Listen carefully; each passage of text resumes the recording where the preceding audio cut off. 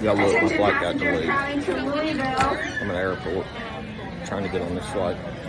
I'm going to miss the podcast. Paging passenger Thompson. And I brought on a surprise guest for Alex. Passenger Johnson, first initial It's K. going to be a surprise, all right. I Passenger hope he handles it Furman. well. It's been First freaking out initial about F. it. Texting me And who it is, passenger what he's Payne. going to do since I'm not there. Please check podium over here to the side for your new seat assignment. Thank you. Welcome to the Bass and Brews podcast, your weekly distraction from other high-quality podcasts. And now, your host, Alex from Swamp Rat Fishing, and the co-hostess with the mostest, the Jabberhammer, Paul Roberts.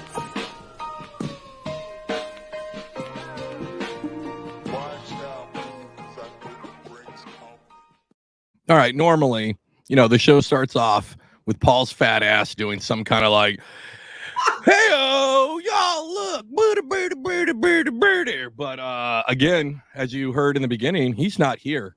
And it really dawned on me. This is 2 shows he's missed in the last month and a half. And he missed an appearance on somebody else's show.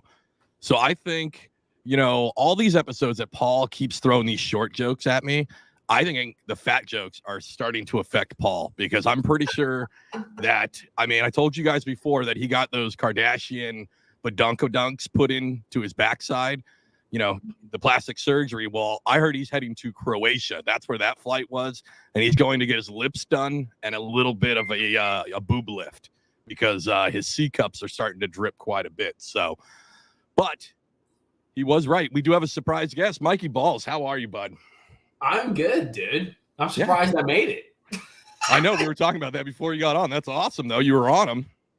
Yeah, well, actually, I shook him off. So this is really cool. So I accidentally caught 20 pounds. So I literally, dude, didn't fish any of the stuff that I got. I went and scanned the stuff to make sure they're there. And then I went and fished new stuff, but I'd only catch 1 or 2. If they're little, I'd catch a few to see if they got big, Right. And then freaking, if they were decent, I'd catch a 4-pounder. I'm I'm gone, dude. Right. Gone. So it was kind of That's fun. a good day when you accidentally catch 20. That's That's not a bad day. Dude, I haven't taken it in yet. I was driving home and I'm like, holy shit. I actually caught him today and I wasn't trying to catch him. So, but you know what'll happen though? You try to catch him and then you ain't gonna catch dick. You ain't catching shit on Saturday. You ain't catching shit. Not a thing. The fish are like, bro, it's Saturday, dude. Let's siesta. Well, if you guys don't know, Mikey's been on the show before. Almost a year ago, man. What have you been up to? Dude, I'm trying to fish more. That's why I'm scrambling to your podcast at the last minute. Working, fishing, just doing the same thing, which is probably stupid because I'd probably make a lot more money if I didn't do the same thing that I do every year. What's the definition of insanity? Doing the same thing over and over again. But right. Whatever. It is what it is, right? Your videos are still great. You're still catching fucking hogs out there. I appreciate that, dude. Yeah. I've been having fun with the video. I got a new camera. I got one of those Sony mirrorless. So now I look all fancy and I look all professional. I got all this B-roll that's all you put a little beat behind it. Oh, fancy. You're hitting the big time on YouTube when you start getting those fancy B-roll with that little bit of trip hop in the back. That's another echelon, dude. You're stepping up. But I've been having fun with it. That's what's kind of cool. The video stuff, dude. Unless you some people get in a rut, but if you're motivated and you I want to do different things. I want to shoot video all the time, but I always want to do different things. So it's cool to figure out creative ways to do different shit.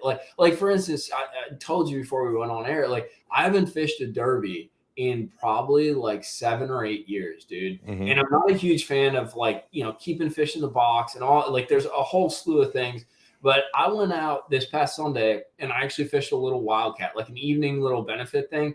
And I did it because 1, I didn't want to do it. 2, it gave me anxiety. And 3, I'm like, dude, if these things are eating at me, I definitely need to go do it. So I went and did it and I actually had a really good time. So now I'm all scrambling. I'm like, you know what? I'm actually going to fish a formal 5-fish derb, dude. Hell yeah, dude. It actually made for today. I shot a video all about pre-fishing.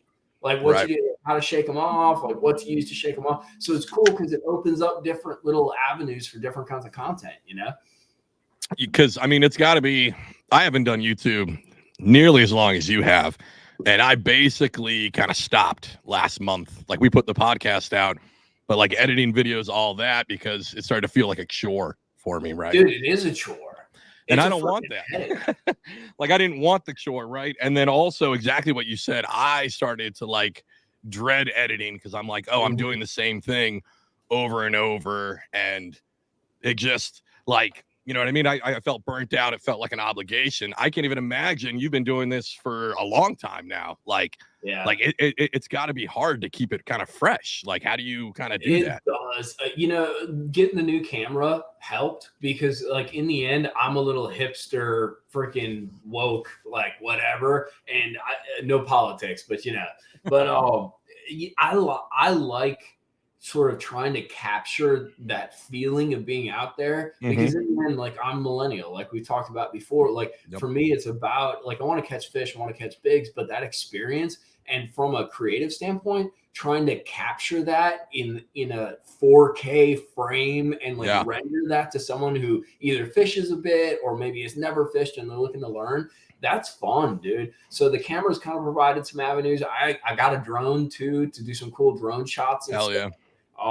But then the other thing is, you know, and this is maybe a tip for some guys that are watching, like editing is a chore, but it's all about how you shoot it. And in the end, when we're doing YouTube, we're the producer, we're the editor, we're the disseminator, you know, we're every step of the process, which is what's cool because we're not like a media company, but we act like it. And one thing that I've done is, because I don't like the headache and the chore of editing, is I've tried to shoot stuff so it's super fluid, you know, like super easy to edit. So like it's all chronological, or you know, I know what little cuts that I need or something to kind of render the point that I'm trying to render. And I've tried to kind of simplify that process to make it easier so it's not a chore. So it's something I'm looking forward to. It's something I spend extra time on tweaking instead of worrying about how I put all these pieces together, you know? So you're saying that all right. So how do you do that? Like, so like I chronologically film, right? Like I have an idea when I go out and I'm like, all right, I'm going to do some B-roll here. And then I'm out there. And then for me, it's just kind of whatever happens on the water. Are you already coming with an idea of like, hey, this is what this video is going to cover?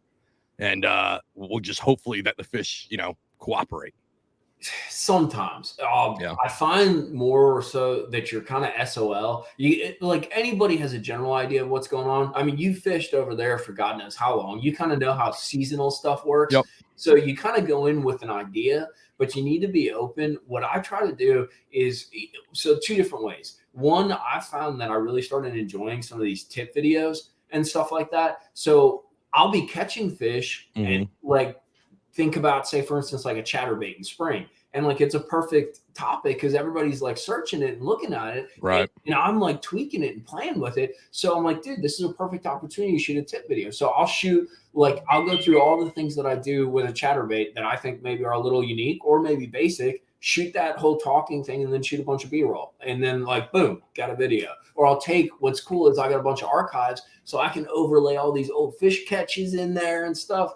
And then when I'm on the water shooting a fishing video, what I try to do is sometimes if I know what's going on, I'll start off from the boat ramp to the water, back to the boat ramp, shoot the whole thing. Boom. It's all chronological and easy. But what I can have fun doing is figuring out like a little pattern or like some little tweak. And it can take like 4 or 5 hours. But once you figure it out, you're all fired up about it. So like, you kind of take that viewer along for the process of you exploring, expanding on this pattern, making little tweaks to it. And I'll kind of, dude, my phone's blowing up. My boy's in the water too. He's probably smashing them, dude. But I try to let it sounds really dumb, but I try to let the fish give me a cue. And whether I'm smart enough or perceptive enough to pick up on it. And then I jump off from there, dude. Yeah, I think that's, I mean, those are all great tips. I love your process on that. I have had the itch again to kind of get back into it. Just like you said, you bought a new camera. I bought like a gimbal, so I want to fuck around with that. I got one too, dude. You can shoot some sick stuff, man. Yes. Like these like pans of like the sunrise and stuff. Dude, it's that's what actually got me fired up is like everything I've shot with a GoPro, it looks okay. And then I play with this Sony and the gimbal and it's like, whoa. I'm not that cool, dude, but it looks cool. You're about ready to be that fucking cool. Turn the phone off, dude. No, like I got a new gimbal, so I got fired up on that. It's finally, well, it's raining all this fucking week, but last week it was finally nice enough. It wasn't blowing like 20 miles an hour, so I got the drone out for a little bit, and I was like, all right, maybe I'll start putting this back together again. I think I'll tell you what really threw me off, and maybe it's something I have to get used to, or maybe I'm just a crotchety old man, as a lot of people like to call me, the new the internet Randy Blockett, just grumpy at all fucking technology.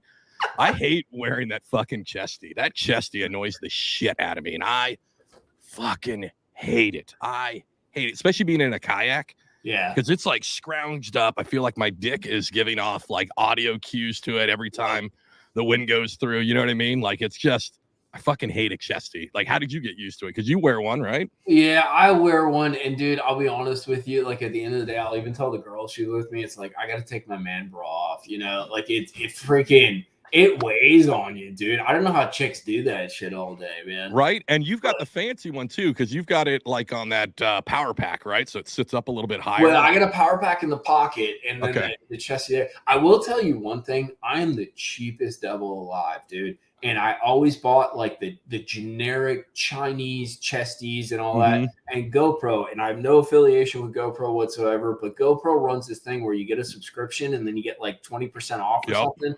And I'm like, you know what? I'm going to buy myself a treat. I'm going to buy a GoPro chesty. Dude, their chesty makes that Amazon Chinese shit. No, it's like, so much nicer. Like it's so much nicer. It has the wider straps on it. Dude, the pad is nice. Like it lifts and so separates perfectly. It's amazing. But there's no way around it. You know who you know JT Kenny, right? Okay, so JT's the same way. I try to get him to run a chesty for some of the stuff we shoot. And dude, he's like, hell to the no. And I'm like, all right, cool. One of these days, though, I'm going to get him to do it. But he hates it, too.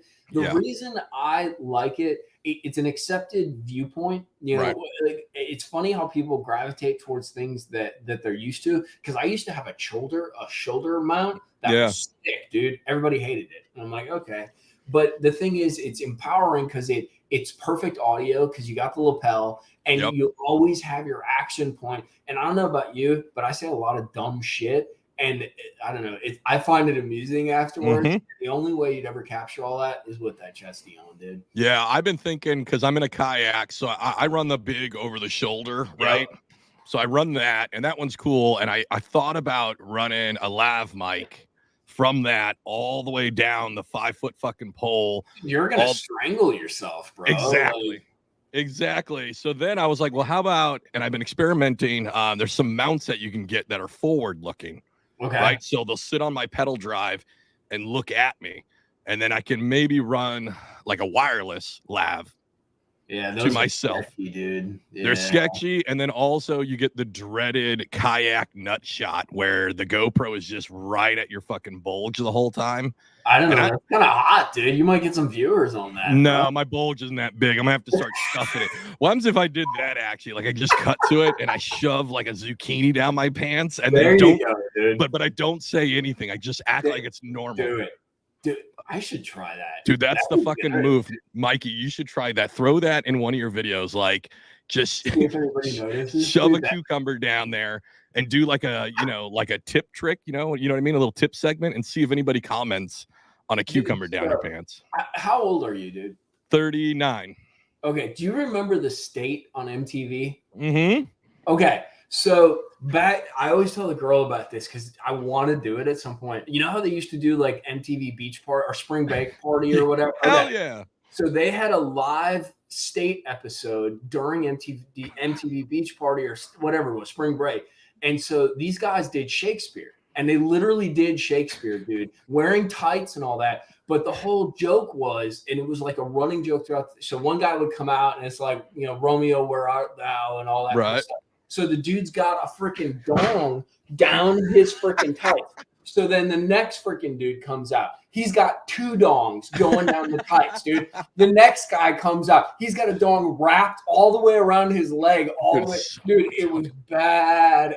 Like totally like that old school kind of clean but epically dirty comedy, dude. Like no words needed to be said. It was awesome, dude. I'm telling you, dude, you should try it and see if anybody notices. You know what I mean? YouTube's been flagging me a lot lately, dude. I don't really.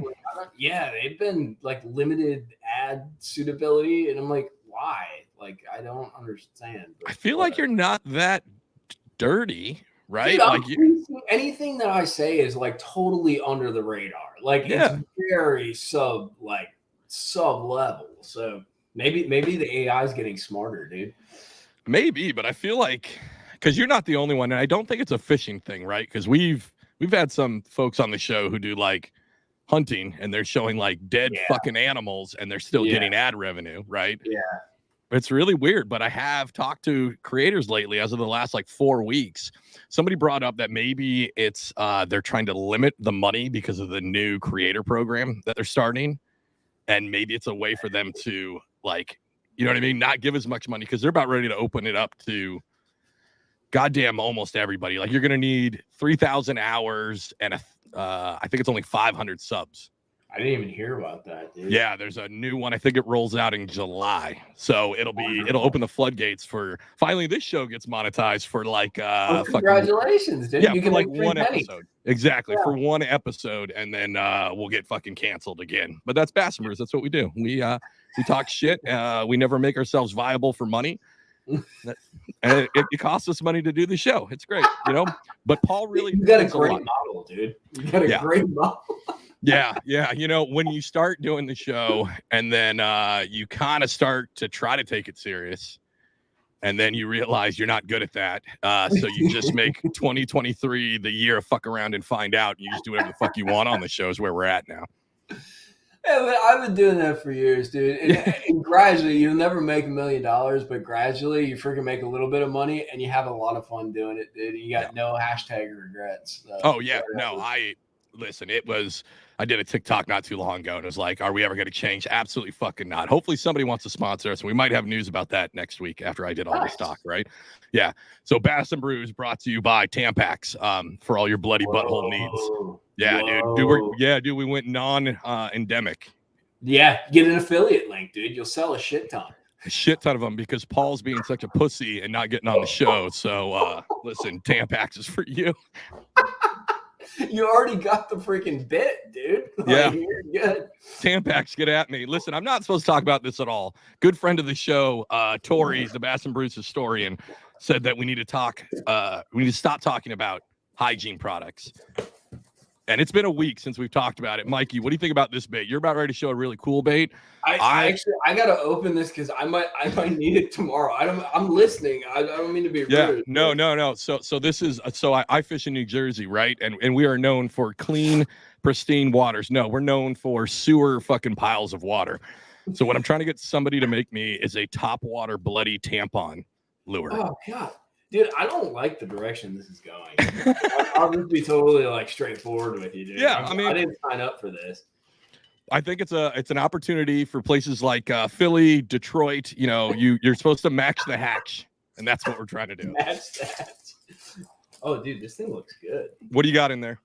So, Tackle Warehouse, and I don't even know if I'm supposed to talk about this, but Tackle Warehouse is doing a collaboration with Bait Sanity. Check this thing out. Whoa. Dude, I like the big eyes on that thing.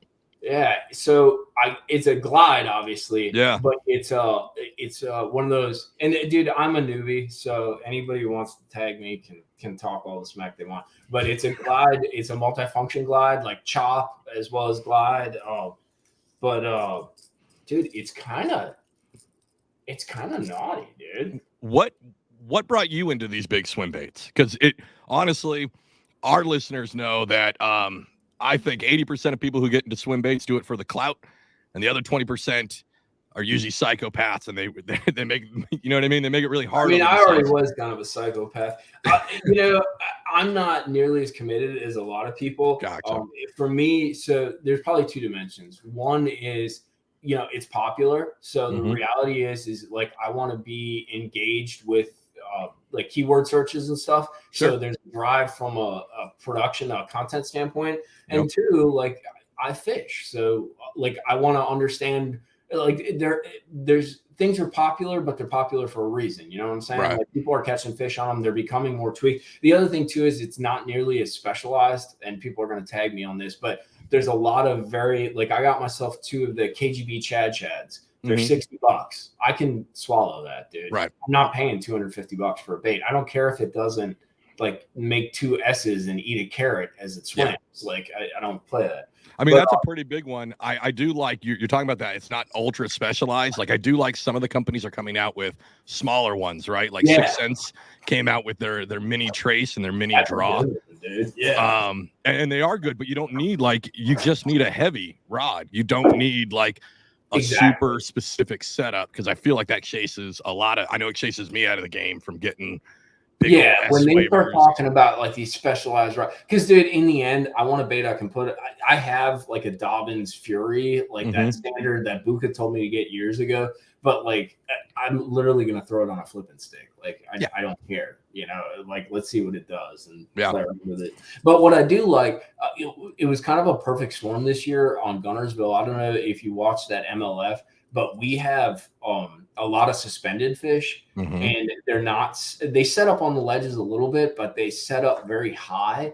And so it was kind of like the perfect storm in the sense that not only is a glide cool, but it's actually functional in this situation. So I've been playing with it in regards to that. And then you got forward facing sonar, which is, super cool. So it's sort of all the pieces fell into place. So I'm trying to learn a little bit more about them. I missed my window though. I really wanted to catch some big spots this winter on a glide, and I sort of missed my window on that. But yeah, I feel like a lot of bigger names are using it, and they're not using it like 100% of the time. They're not like that's all they're using, right? They're not like the swim bait underground guys where that's all they throw. But like Zaldane is showing that like using it and then combining it with another lure, which I think is a super good idea. Yeah. Like and even from a content standpoint, like it makes you more relatable as a normal guy because no normal person wants to go out there and fish for fucking 7 hours and not catch anything, right? You want to catch something. 100%. But at the same time, like you want a gateway, an entry level, and that's what I think like things like I this like that. Yeah. If you want to go down that path, dude, into the deep dark rabbit hole, freaking have some fun, dude. But like for those of us that want to just kind of, tease I can't say that word probably, but like freaking flick it a little bit and all that. Like wait, hold on, time out. Did you just say you can't say that? I just described a topwater lure that was a used tampon, and you're worried. Oh no, you're worried about yourself. I was about to say this show is off limits. You can say whatever you want, but you're right. You should be worried about yourself. Never mind. I'll take that back. No, like I'm with you. It's something that I have like I'm really interested in. But we had a guest on the show and he kind of got me sparked because South Jersey, we're not known for giant fish. That's right. Or giant bass. But he was talking about how he's still catching a good amount of fish on these. So I've decided a lot of people are digging into it. I'm going to dig into it. And a lot of people look up to Zaldane and some other folks. I look up to Mike Long. So I'm going to go that route of swim bait fishing. Well dropped. Do you got a cymbal like sound effect or something? Paul does. He's the guy that has all the sound effects. But yeah, so listen, 2023, year of the swamp rat snagging. I'm just gonna go out there and do it for my man. Hashtag RIP Mike Long. He's not dead. He's just dead in fishing. Well, what's kind of funny actually though, like you talked about like the size of fish and that, but like the few glide bait fish that I've actually caught, like they didn't eat the bait. Like they like ran. I mean, maybe they did, but they like run into it and like it loads up. I mean, it's got gaps for hooks on it, and like they end up getting snagged. Because the reality is, like today, for instance, dude. So I was throwing something like this, and then I was throwing a fluke on a 16-ounce like hover weight. Right. So like you're going from one extreme to the other, dude, and they're eating both, or they're aggressing at both. So it's kind of it's a weird game, this whole suspended kind of deal, man. It's very like there are no rules, like other than the bait being above the bottom. There are literally no rules. That would blow. So one, like, obviously I was out of bass fishing for like a year, and coming back to it, I felt like I regressed a lot. Like for not bass fishing basically for a whole year, except for 1 week in the pre-spawn, I like regressed, right?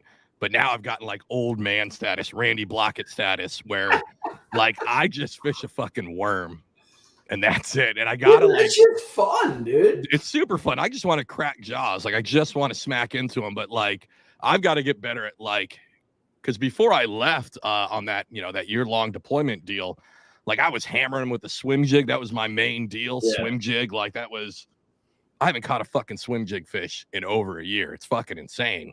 Jesus. Yeah.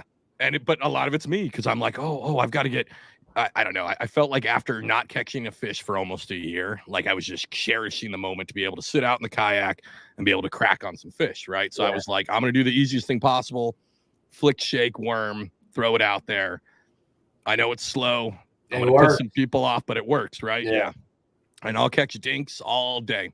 No shits given. But I think I talked about it 2 weeks ago. You can also get decent ones. Like I was able to stand up, sight fish a bed, drop it in, watch the shadow come in. And I thought it was going to be a buck. And I hit her. And no, it was not a buck. It was like a 5, which is like that's a really good fish for Jersey. But I was able to like flip her into the kayak. It was awesome. It was awesome. And I was like, of course, this is when I decided not to bring GoPros. Of course. Of course.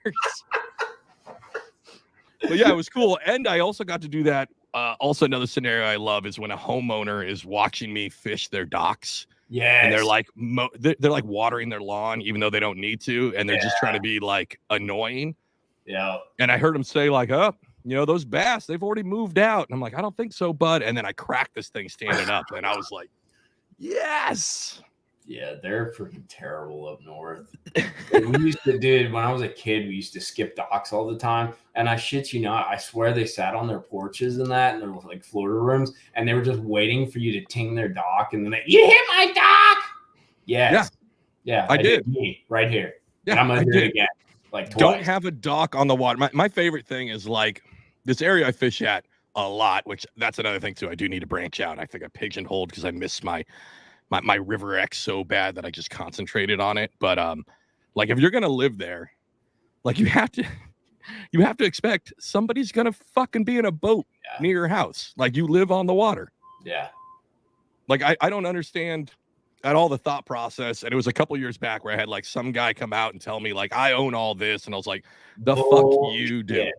The fuck you do. And he's like, I'm gonna put a rope up to rope off this lagoon. And I was like, solid, make sure that happens. And I was still in the Coast Guard at that time. I was like, I will make sure that you are fined heavily for blocking a U.S. navigable waterway. Don't even come at me. I used to, using government funds, I'd laminate the fucking New Jersey state law and the U.S. law and keep them in the kayak. So when they start saying shit, no, I just give it to them. I'm like, hey, jackass. And I flick the shit into their yard, and they look at it and they're like, oh, I don't know what the fuck you're talking about. That's poetic justice right there. I like that approach, dude. Yeah. Yeah. I mean, sometimes you've got to out Karen the Karen, and that was my way to do it. Dude. Yeah. What's your, we never asked it. What's your craziest Karen moment? I haven't had it too bad. And if I'm being totally honest, I don't, what do you call it? I don't look for, what the hell do you call that? Like aggressive moments, because I don't need that shit. And I'm an idiot too, because it's good video content. Like this is like a lot of that stuff used to happen to me way back in the day. The buzzards, man, you were killing it. Videos were insane with you dealing with buzzards. If I would have, I'm like, I'm an idiot. I should have. I had two. One I bowed down from. The other one I actually kind of quelled, and it was a Karen, but it was a dude, so it'd be a Kyle. Right. So one was this chick told me like, you can't be 100 feet from my dock. And I'm like, are you kidding me, dude? Like, we swim there. And I'm like, cool, there's a 4-pounder on a bed next to your dock. And I was an idiot because I was with my little brother. I didn't know if he was comfortable. No, that's probably the right way to do it. That's the right way to handle that. But dude, I know the exact dock. And freaking, I guarantee you, if I go and fish it again, I will be calling the law because I'm friends with the law there. The other one was not so cool, actually. I had a guy who followed me around. There's a lot of brush pile fishing that I do in Florida. And he must have been one of the old timers that put out some of the brush. And dude, I have like, I shit you not, probably like 1,000 waypoints on this one lake. Like, and it's anything from like a stick to like a shell bar to a giant brush pile to like one cinder block that's on the bottom. Like literally, I know everything that's on this lake. And I got on a pile about 400, 500 yards from this dude. And I'm like, whatever, you know, that's because I'm pretty polite, dude. So like whatever, you know, and then I ran to another one because there's another one's like 40 yards over, go hit that. And all of a sudden I noticed like he's coming up on me and I'm like, okay, whatever, you know, there's a bunch of people. So he starts driving a circle around me, not saying anything, probably like 40, 50 yards out, dude. And literally just driving, like not idling, looking for, he's driving a circle. I'm like, okay, I got two choices. I can move on to one of my other 1,000 waypoints or I can, you know, engage. And I'm like, let me just move on. So dude, I started running around this lake, not a big lake, but pretty broad. And dude, like every 4 minutes after I'd stop, there he is. And he'd drive a circle around me. So I'm like, dude, what's your deal? Like, I didn't do anything to you. He's like, why are you fishing all my stuff? Get off my stuff, all this shit. And I'm like, bro, like I have like 1,000 points on this lake. Like, I don't know what your deal is, bro. And I'd heard about this guy and I'd heard he's not totally there. Yeah. And that there had been instances of maybe not violence, but like issues. Let's just put it that way. And so I'm like, dude, I'm not dealing with this. I started running around, did some more pop. He kept following me. Finally, I'm like, bro, I'm on a tree pile. Do you have this one? They're suspended over it. And I literally tell him exactly what I'm doing. He's like, well, no. I'm like, cool, mark it. You know, like, and so I ended up talking to him for like an hour and a half and I recorded the whole thing because I'm like, dude, if this guy ever pulls this again, I have an entire video of him. And he got chill. He talked about how these guys come and fish tournaments and beat up the fish. I'm like, I'm with you there, dude. Like, relax. And yeah, so I ended up deleting the video 3 months later because I never saw him. And I'm like, you know what? We made amends. We made peace. Dude, that joker showed up again and followed me around and did the same shit. Like, what the hell? Dude, you tried to do the right thing. Dude, and that guy's finished last. Like, bro. And then I didn't have him on video that time. And I'm like, dude. And then I think, to be perfectly honest, he ended up passing away and on. But yeah, dude, there's weird shit happens out there. It's so weird.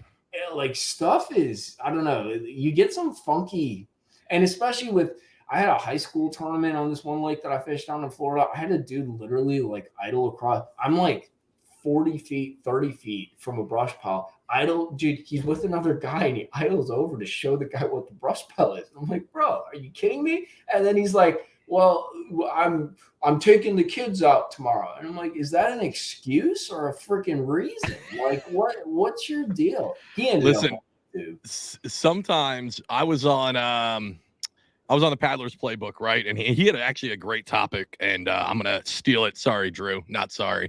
But it was like your pet peeves in the fishing industry, right? And we went through, and one that I talked about though, and this happened to me where I was out on a lake and I'm hammering them. And I had a dude roll up in his tracker, and which I actually don't see a lot. Where I fish in South Jersey, everybody's in John boats because it's shallow as shit, right? But he rolls up, and he does that roll up where he's like, oh, I'm going to be polite and idle down, but he's going to idle down like 100 yards from me, so it actually kicks a bigger fucking wake, and I'm in a kayak. Yeah. But anyways, he rolls up, and he goes, hey, man, how are you? I'm like, good. And he goes, I see you've been catching them. I'm like, yeah, man, it's, they're stacked all back here. And he goes, hey, I got a tournament in 2 weeks. Is there any way you can move off the spot? Shut up. And I looked at him. I was like, and I kind of laughed. And he's like, no, man, like serious, like less than 2 weeks. And so I was like, absolutely fucking not, dude. Honestly, to be honest, now that you said it, I'm going to stay here all fucking day. And I did. I hammered every fucking fish that was there. And I'm already like, listen, if you're in a bass boat and you see a kayak in a shallow spot, you probably shouldn't fish there because we are going to be there. We are going to beat the shit out of that area. You guys aren't going that far, dude. We're not going that far. Yeah. So we're going to beat the shit out of it, right? So it was a whole 6-hour trip. I fucking didn't leave basically the boat ramp area, because I hammered it. Because he had the audacity to tell me that he had a fucking $25 derby in 2 weeks and wanted me to stop fishing. Yeah. And I was just like, where in your head do you think that that's appropriate behavior? You know, I shot a video on that, like that entitlement. And there's a right way to maybe not ask that, but to be, you know, be like, hey, bro, you know, I'm fishing a derb out here. You mind just laying off them a little bit or something? There's not an easy way to ask that. But like the reality is, though, too, like, are they going to be there? Right. Like, dude, like, I don't. And it's 2 weeks. It's 2 weeks. They're going to forget about me hitting them with a wacky rig fucking 2 weeks they're from even now. there, dude. Right. But that exactly. entitlement mentality. And that's the thing. So that's, we started off talking about how I'm going to try to fish a derb. Yeah. And like, I'm fired up to fish a derb, but like, just because it's something different, but like that aspect of it, dude, I'm taking a left turn on the straight route. I'm not, this is like a one-time little have some fun, do something different content. But like that mentality that sort of gets generated from that system, that sort of entity, it drives me nuts, dude. It's just, I think they ruin it. I really do. The dudes who are ultra competitive, and I'm glad that Paul's not here because that's that guy, right? Paul's ultra competitive. He barely goes fun fishing. All he does is just everything has to be about winning, right? And I'm like, this is supposed to be something that is like awesome to do, and it's great. Like, why are you fish are hard enough to catch sometimes. Why are you adding more pressure? Like, fuck that. And then you end up getting rude because then money's on the line, and somehow dudes think that if they do fucking 15 derbies a summer, all of a sudden they're going to be on the fucking Major League Fishing Tour. Well, and so that's the other thing too, because that's a scam. Like, when I was a kid, like I thought that was the model, you know, like that's what you do. And so like, I'm this poor kid spending all my weekend money, all my weekend time chasing a dream that's not real, dude. And like that always, that's why it's kind of funny, because I'm coming back to maybe fish a derb, and I have a totally different perspective. One, like I'm really interested in sort of the planning and the execution. I literally, and now granted, I make more money than I did when I was younger. I think that's the way it should work, you know? So you want my $75, you want my $100, literally you can have that. And if I win anything, you can have that back too. Like I want to play into the process. I want to understand and use it sort of as a function. So like, yeah, dude, like, I don't know.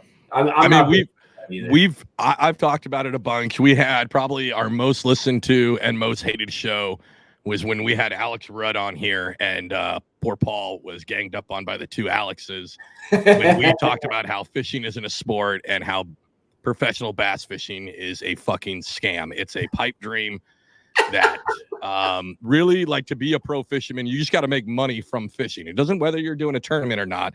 So a guy on YouTube probably is more of a pro fisherman than most of the dudes in the Toyota series, because they're making way more money. They make more. I don't know about me. I don't. But like those guys that are like hashtag big time, they make more than those jokers by far, dude. Right. There's more. They get better sponsorship, because I can't remember who said it. I remember, you know, I'll probably go back, but on that they talked about like the biggest skill that you could have to be a pro fisherman is to be good at marketing. So to be 100%. Like a pro fisherman, really you're just there to sell a product. Like that's how you get sponsorships, right? That's how this whole business works. It doesn't work. There's very few guys that are making a living off just winning tournaments. It's not sustainable. It's like 5 to 10% of those guys that they made their money off that. Well, and that's actually what's kind of cool though, because you can kind of cement a brand and hang around, and you don't have to be a winner, dude. Which actually sounds counterintuitive, but like you're able to do that. And then look at Mike Iaconelli. Mike Iaconelli hasn't won anything in 48 years, right? Yeah. But dude, he's not going anywhere, and he's in that top 5 to 10%, dude. Well, I heard they're gonna make a Legends League, an old person league, so he can take his paddle boat out on the Delaware River. So props to you, Mike. Ouch. Listen, Mike. Are you being serious or? Well, no, not really. I mean, a little bit. I did get kicked off his home lake, and I'm still putting my foot down. It's because he's scared of me as a fisherman. So. Wow, I sense a little bad blood, dude. It's all in good fun, but no, I did get kicked off his home lake by an HOA, by a Karen who was like, "You can't be here." She called the cops on me and everything. It was insane. Has nothing to do with Mike. Nothing. Full disclosure, right? Yeah, full disclosure. But for internet clout, whoever wants to clip this part, like, listen, I'll fight you, Mike. We'll do a back-to-back series. Me and Mike Iaconelli will open up the boxing match, and then it'll go to Elon Musk and Mark Zuckerberg. So, yeah. All right. So speaking of, because we don't have too much more time with you, but you talked about a lot of waypoints. What do you think of this? What's it called? Fish Tips? Have you heard about this? No, I haven't. Tell me about it. So there's a new website, and I think it's called Fish Tips, right? They are selling waypoints off of experts, right? So you can, I haven't really dug in to see who the experts are, but you can go in, an expert will sell you waypoints for bodies of water. Yeah, and it is. That's the one developed by the guide, right? Yeah. But that's a creative concept, though, because I think the thing behind it is he couldn't handle all the trips he was getting, so he started dishing out, he's like, here, try here, and here. Yep. I mean, that's creative, dude. It creates more pressure, and it's going to be annoying for a lot of people. But in my eye, I look at everything from two sides because I fish, but then I'm also on that marketing consulting side. So a creative idea has, a lot of value on that marketing consulting side, but at the same time on the fishing side, I'm like, oh, don't do that, bro. But I mean, hey, I think it's great. A lot of people are fucking pissed. TikTok is a flutter with a bunch of people pissed off about it. And they're always going to say the same thing, like put the time in on the water. You don't need it. Well, fuck it. Sometimes people don't have the time on the water. And they're like, oh, it's not always going to help. You're right. It's not always going to help. But at least you get them the spot. And guess what? That's somebody in the outdoor industry who's making a little bit of money. Yeah. And the reality is it's been going on for years anyway. The internet makes everything apparent. But dude, guys have been choking on guide trips, freaking shadowing guides, doing all that stuff for years, dude. So it just puts it on the forefront. But I think the audacity of some people, because again, there was. He's like the new punching bag. Mike Iaconelli used to be the punching bag. That's year one of Bass and Brews, right? 2023 is the year of Randy Blockett. So Randy came out, and of course, he sat on his soapbox and bitched and moaned about it in his garage, how this is bullshit. But then he also runs a service where they do that, where people pay him to break down their home lake. Yeah. So there's a lot of people who are or you know what I mean? There's people that are shilling stuff online about fishing. And then this comes out and they're like, oh, this is bullshit. This is bullshit. No, I mean, it's a guy trying to make a buck. Go for it. I agree, dude. And I mean, I'm not going to lie. That sounds like a great clickbait topic, dude.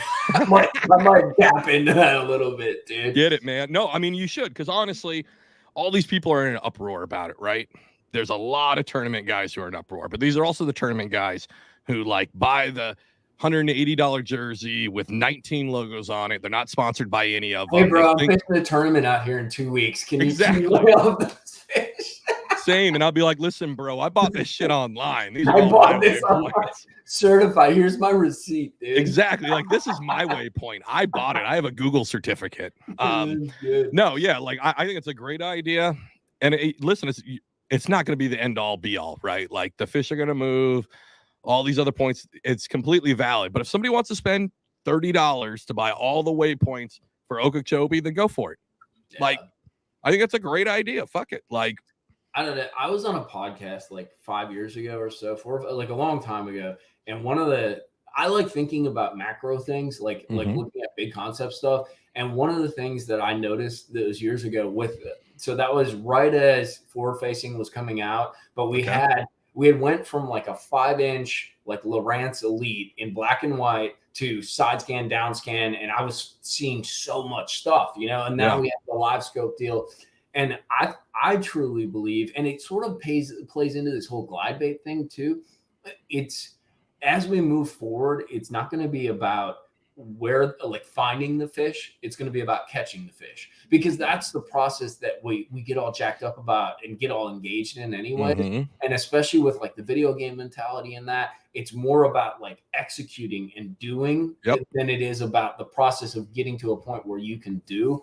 So I really feel that's the direction fishing is going. So you have a bunch of different presentations. You have new innovations on baits. The forward facing is going to become better and better. So it all becomes more about using, I guess, that technology a little bit to see them, but see them immediately. not actually find them, but like to chase them down, to hunt them down.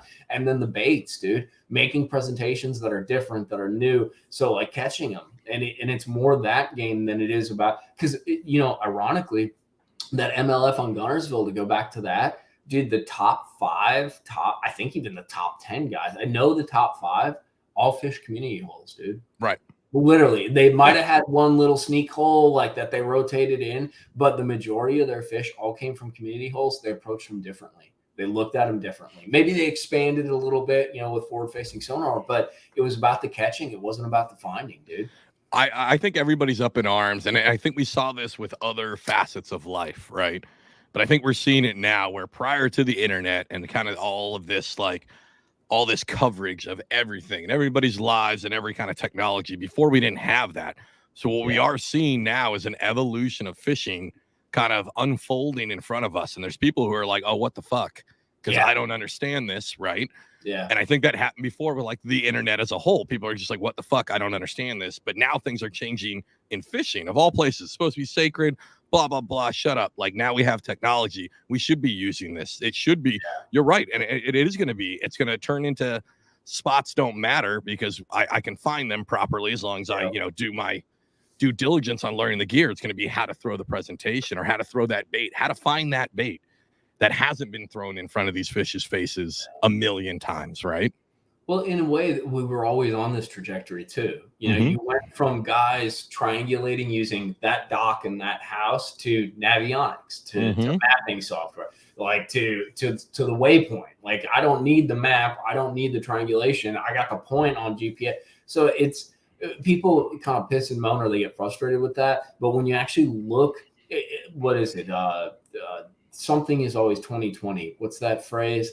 The past is always 2020. Okay. Yeah. You know what I mean? So like, you look back and you can see this trajectory kind of moving forward. And really, it's been catalyzed in like the past probably 10 years or so. Yeah. Like 2010 or so. Because if you actually go back, I don't know if you've ever done this, but there's old Bassmaster and like FLW archives. They're awesome to watch, dude. Right. But you watch those jokers and they're fishing. They're like, they're not idling. They're fishing, you know?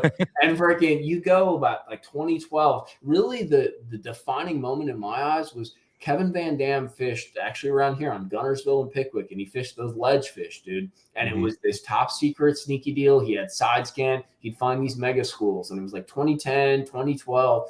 And dude, right then, all of a sudden, all these electronics, all this finding sort of became irrelevant, dude, because it was all at your fingertips. And it's transitioned, dude, so much in the past 10 years. More has changed in bass fishing in the past like 5 to 8 years than has changed in the past 50, dude. No, absolutely. And then even off the top of my head, so we were talking about glide baits earlier. It just hit me. So we found that mega school, right? And that was a big deal because people couldn't find it. But now everybody can find it. And you just said they were all sitting at a community hole. So if everybody's fishing probably the same caliber of fish, how do you find the diamond in that rough? Well, maybe you upsize a bait, right? Maybe you do the glide, something ultra realistic, because we know for the most part, as bass get older, they get smarter. Yeah. Hopefully just like people, probably not. Probably not. But no, yeah, like, so maybe that is a good evolution. And maybe that's why everybody's throwing these glides. All these pros are now showing it, is because that's what they're using to kind of get that better caliber, because everybody knows where the fish are. Well, and there's two philosophies too, and I've been playing with it a bit too. So like, I'll go catch my 5, or I'll get on a pot of fish or whatever. But something I've really had fun with personally, and it relates to the glide, like the hover rig, all these little finessey forward presentations. Like you can go out and hunt a fish down. I'm not a big hunting guy, but like, I like searching and stuff. And like the last sort of frontier with this is single fish fishing, dude. Yeah. Like going out and picking off one, dude, and understanding what that one looks like, where it might be set up, and just going on that trolley. And it's almost sort of a regression back into fishing. Granted, you're using the forward facing, but dude, when I do that, I'll start on point A, and all of a sudden I'm 300 yards off on point Z, and I still caught one, dude. I caught one down there, you know, and they're not supposed to be there. One of the best days I had this year is I started off on not a community, it's kind of sneaky, but whatever, it's a school of fish, you know? And dude, I was with a buddy of mine who wanted to learn about electronics, and I'm like, check it out. So we caught like freaking 20 pounds really quick. Like it was awesome, you know, cranking, freaking doing everything, swim bait, you know. I'm like, here's the deal, dude. You said you wanted to learn. Do you really want to learn? He's like, yes. I'm like, all right. So here's what's going to happen. You're going to have a totally shit time for the next 3.5 hours. And he's like, why? And I'm like, because I'm going to get on my trolling motor, dude. And we're right here now. I have no idea where we're going to end up. And literally, I'm not going to put you in any kind of like position to cast at a fish. And he's like, what? And dude, I went for 3 hours. We caught another, like, I think we called up to like 26 pounds, 27 pounds. And I went and just picked off. Now, granted, it was based on, you know, that school initially, but I spread way out. Yeah, that's There's awesome. one. Oh, he won't eat it. There's one. He won't eat it. There's one. Oh, you know, and it's kind of fun, man. Like, I would say that gives you more of a, I don't know, as somebody who doesn't fish, I mean, I fish a lot of skinny water, so none of that stuff's really going to work that well anyways, but because I'm scared of the deeper water, because I don't know what the hell's going on down there, and it's just not my strong suit.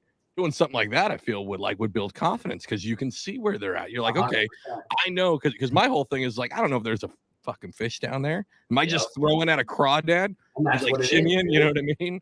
That's what it is. Like, it's 100% that, dude, because now you can see. So we have a lake down by me called Smith Lake, and it's predominantly spotted bass, which are the best for the forward-facing deal. So there's a period of the year for like 3 months, which is awesome, that literally I go out there, and granted, I'll start in a place, but it's not because there's fish there. It's because it's a certain kind of structure, for instance, like a ditch, you know, and I know that the fish will be around there. Right. I will literally drop my trolling motor, and I will never look at a bank. I will never scan for fish. I will just hunt them down one by one. That's awesome. And dude, I freaking end up with like out there, 15 pounds is strong. I end up with like 15 pounds every time. And it's fun. Like it's a pursuit. Like it's different, dude. That's we have to find, or I guess not we, you big guys on YouTube. You guys got to find a way. Man, that is such a tough thing to try to convey on a video, right? Like that sounds fun as hell, dude. right? But that is like the toughest thing to convey on a video, because I'll watch like some downscope or live scope videos, right, where they're primarily doing that, and the fish are great, but it's hard because you don't have that like link to see what they're seeing. Like they need to come up with a way that you guys can like screen record, right? Well, that's what I've done, dude. Yeah. I can actually screen record my active target, my Lowrance, dude. And I've tried to, and it's interesting you say that, because I've gotten two different reactions. This is awesome, and like, this is total crap, you're cheating. So I don't care either way. Like, whatever, dude. I like it, and that's what I'm going to do.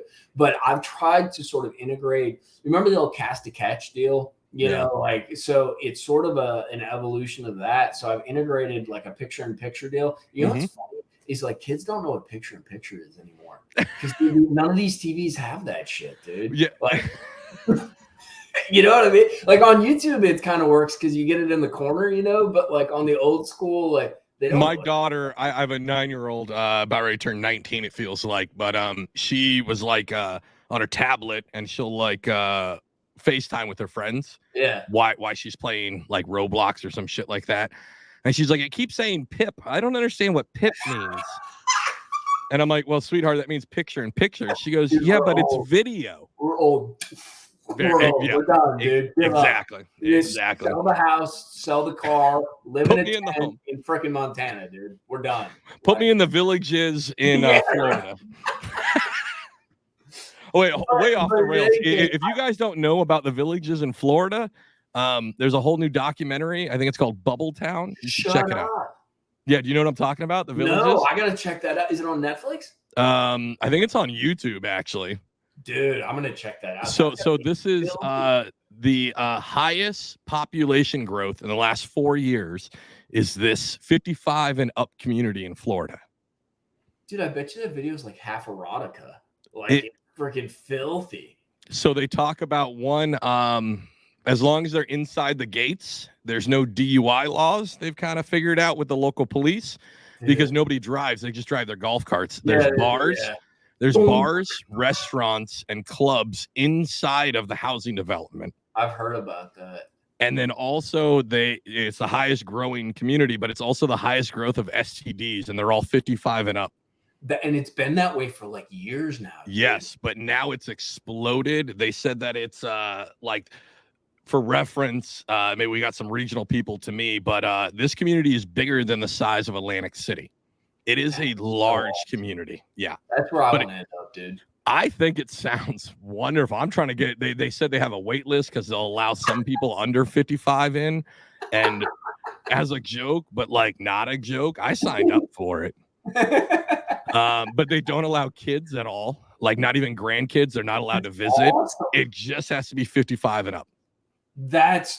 I'm there. Give me a few years, dude. They got fishing. I gotta hit a few videos. Ponds there, some good old Florida pond bass. You can still fish. It's oh, dude, I bet you it's epic. Yeah. I don't know how we derailed. That was my fault. This is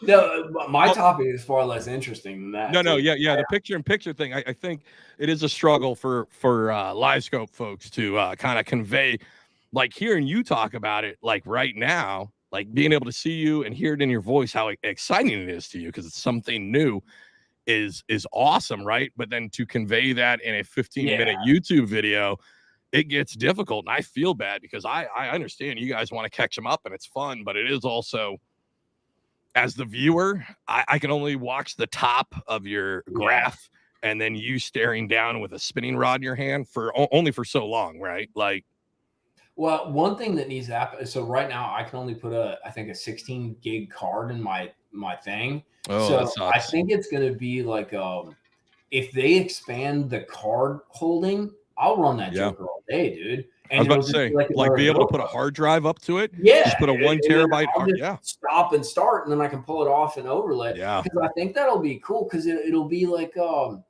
nice. I almost said, what are the kids doing these days? Twitch. It's like Twitch, dude. Yes. You got like the player and the game and that, and you can see. Oh, no, dude. That would be, that's like badass, that would be like, so badass. And whoever's making these should do it, right? Because as much as you do it to the tournament guys, right? I feel like content creators are the new, because everybody wants to be a content creator in fishing, right? There's a lot of people. This would swing a lot of money that way, saying like, hey, you can screen cap this. Like that would be awesome. Well, and you know what's cool? So like, I don't. You guys got a Bass Pro up by you? Yep.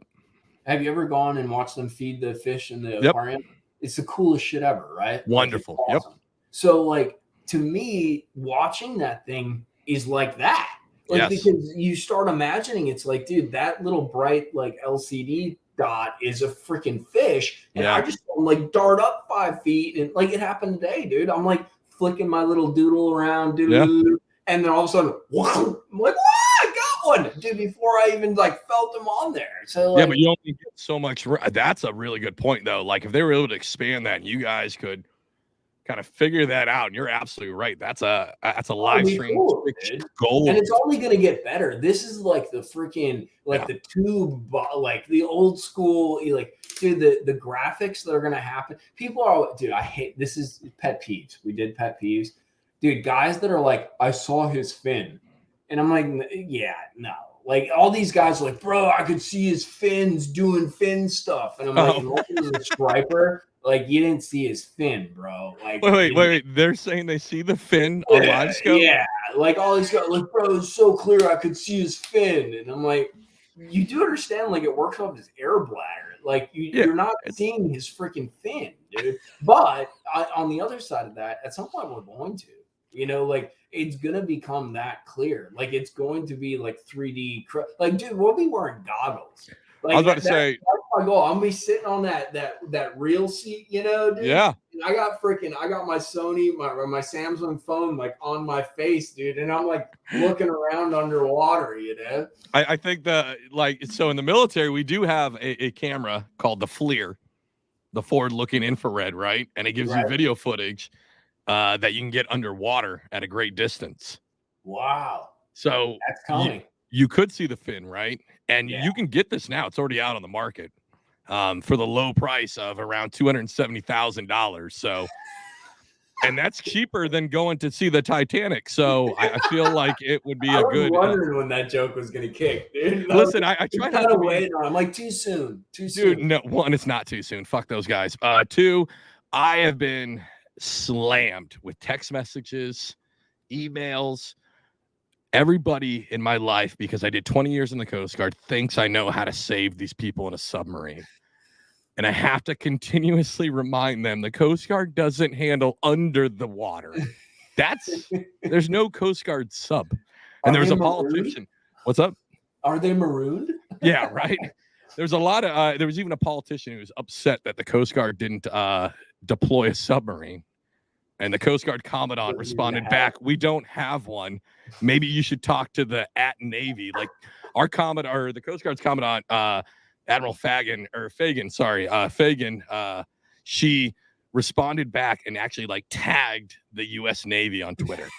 Like, that's so lame, dude. This is what we've come to. Dude, it's so stupid. But I get it all the time where they're like, well, what would you do if you were still doing search and rescue? And I was like, you know what I would do? I'd take a fucking smoke break, because there's no fucking way I'm handling this, because it's at the bottom of the goddamn ocean and I got other shit to handle. Like, what do you want me to do? You want me to do law enforcement for it? You want me to go arrest some orca whales that took this thing down? Because I'm about ready to do a whole podcast about orca whales, right? And this new rebellion of orca whales. Have you heard about this? I feel really bad. So when Mikey first went on the show, we had this whole, we were kind of strict on our structure, right? Where it was only fishing for the most part. Right. And we'd sprinkle in a little bit. I don't know if you know or not, but 2023, we've embraced we are the fishing podcast that doesn't talk about fishing a lot. Yeah, the Rorschach test of fishing, dude. Yeah, no shit. Like Kayak Vaccination didn't even call us a fishing podcast. They called us a variety show. Wow. That kind of sounds dirty, dude. I like it. I love it. All right. So here's the thing with orca whales. There's been orca whale attacks on ships at an alarming rate in the last 4 years. Yeah, but I mean, that makes sense, dude. They're pinging more than we're pinging, dude. Right. But they haven't done that before. And so there's a running theory that there's been more boat strikes against orcas. And they think, yeah. So here's the thing. There's been more boat strikes from large tankers onto orcas, right? But what they're hitting them on is the rudder, right? And that's usually what'll slice and dice and kill them. These orcas are attacking the rudders of sailing vessels. Shut up. So like they're cognizant, dude. They're aware. Bro, this is Planet of the Apes, like submersible style, dude. Listen, like orcas are they're wolf pack hunters. Like they hunt in a group. They have like a matriarch. They are very much like a pack of wolves, just giant whales, right? Well, they're mammals, though. They're smart. Dude. Yes. They're really smart. Dude, the running conspiracy is that these orca whales are taking them out because they're tired of getting smashed by boats. So you can go online and find, like, I want to say in the last 3 months, there's been like 6 attacks on boats where boats are being circled and then their rudders disabled by orca whales. I'm fucking not shitting you. Dude, this has me thinking. So, like, you know how you have like bass follow up your lure? Mm-hmm. I wonder if it's going to come to it. I don't think they're nearly as smart as the orcas, dude. No. But I'm wondering if they're going to start following the lures and be like, this is the asshole that hooked me last week. They're come flying out of the water, dude, like them carp do, and just freaking just cauterize us, dude. Here's where I think people, man, this is such a good transition for me. It's going to sound like a bit that I practiced, but I didn't.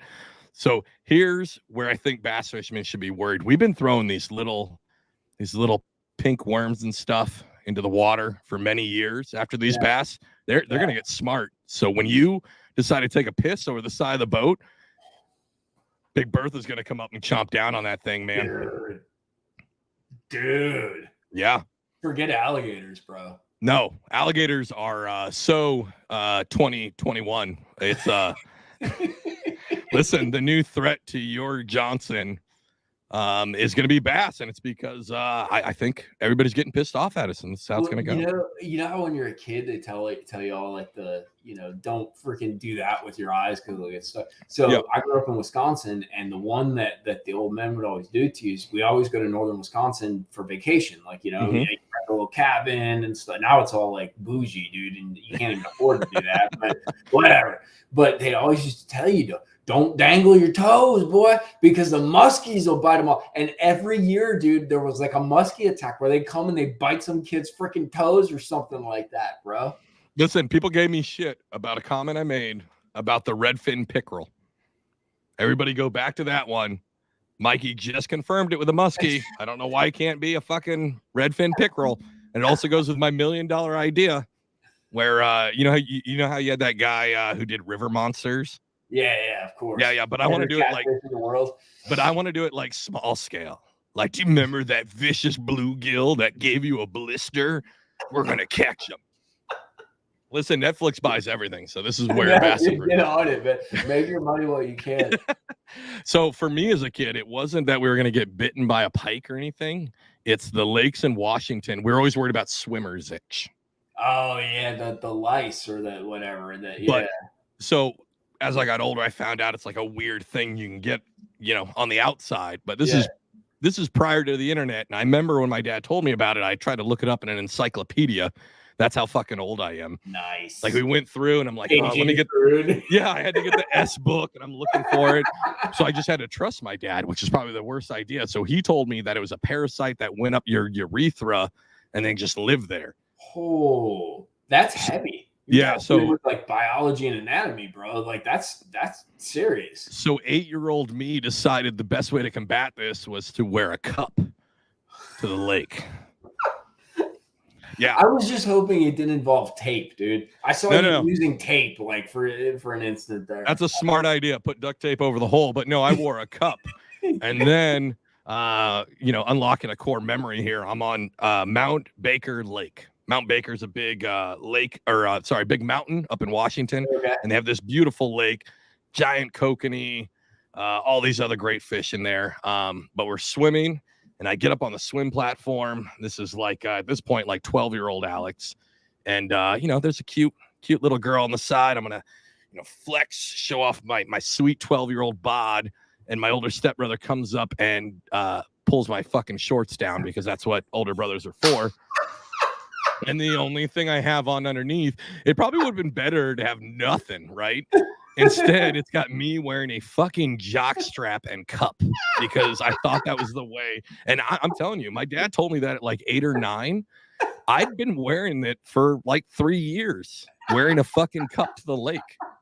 Oh my God. Dude, I'm so engrossed by that story. I thought that was the best way because in my head, I'm like, the way he described it, I remember my dad, he was like 9 soda pops. Into the night. They weren't soda pops, and he drew it out, and he drew basically a giant millipede.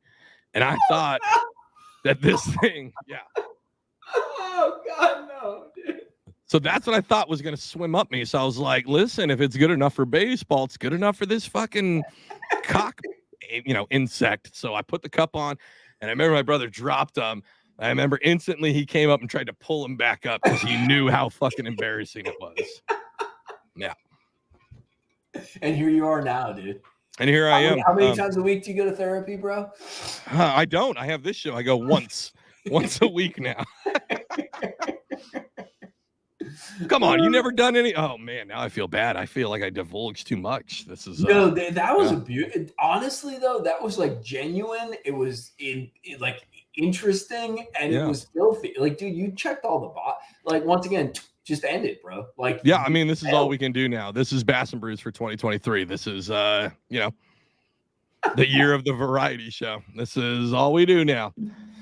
All right, we're getting towards the end. I want to make sure you can go and catch 0 fish on Saturday. Because that's how it's gonna happen, bro. I know. So we're getting to the time. I want to thank you so much for coming on. Anybody real quick you want to shout out after that story?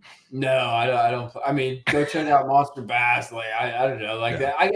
I'll tell you what. If you want to come check out the videos, like we have some supporters of the channel that are super cool. They're all dudes that I know that I'm super cool with, and I try to keep it straight. It's all fishing 99% and 1% of me being a douche. Well, actually, more like 50% of me being a douche and 50% of me fishing. So that's about right. That's why we love it. All right, Mikey, thank you so much for coming on. Everybody, do all the fucking things that I'm supposed to tell you to do. Like, wear subscribe. a cup, bro. Wear a cup and bring a towel. I did real quick. I just got a text from Paul. He just landed in